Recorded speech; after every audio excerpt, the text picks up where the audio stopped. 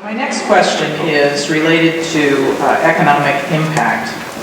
So the question is, what are your thoughts on requiring an economic impact statement with all new legislation proposed? Can I do that? Sure. I've been talking about this for decades, yeah. Okay. See, that would be due diligence, and as far as I can tell, that's constitutionally prohibited in this state. I've never understood that. It's like our motto should be flying blind. What we really need to have, like other states that are successful, in-house due diligence capabilities. And I've outlined this to some people in the legislature, whatever. How much would it cost? We'd save money on all these outside experts who continually assume Rhode Island's economy is just like that of any other state. So it works in Massachusetts, of course will work in Rhode Island, and it never does. Partly because of the lack of skills of our labor force, our tax and cost structure.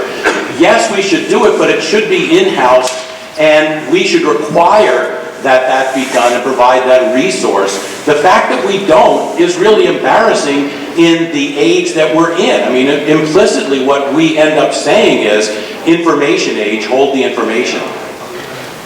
If I may, I would agree with Len, except for the constitutionality about due discipline. I think part of what we're looking at is the same thing. You have to move it at different stages. There's the introduction of legislation. Yes, there should be a fiscal impact. The current one that's done is the fiscal impact to the state. What we don't do is the fiscal impact to the people who have to adhere to it, who have to abide by it, who have to pay it. We don't do that analysis at that level. However, the legislature last year passed a very simple bill. Again, for boring senses of it, there was the Administrative Procedures Act. There were 3 people who testified at the hearing on this Administrative Procedures Act, and it was a rarity that the Common Cause, ACLU, and RIPEC testified in favor of this particular bill. Strange places, but what this bill does actually require a cost-benefit analysis of every piece of regulation that the state has. It is actually trying to speed up the regulation that Dr. Lombardo talked about earlier. Maybe it's a quieter, below-the-scenes approach to it. But that is, in fact, occurring now. All of the regulations are having sunset provisions in the sense that they have to be revisited, they have to be rechanged, and they have to have a cost-benefit analysis, not to the state's cost, but actually the people who are actually applying or have to follow that regulatory process. If anything that you can do is to keep the fire on the Office of Regulatory Reform in the state and the governor's office to keep them working. I look at Leslie, who started that process a long time ago. This is really stepped up, and we need to do it. We believe that it should be done first at the legislative, on the sense of the legislation.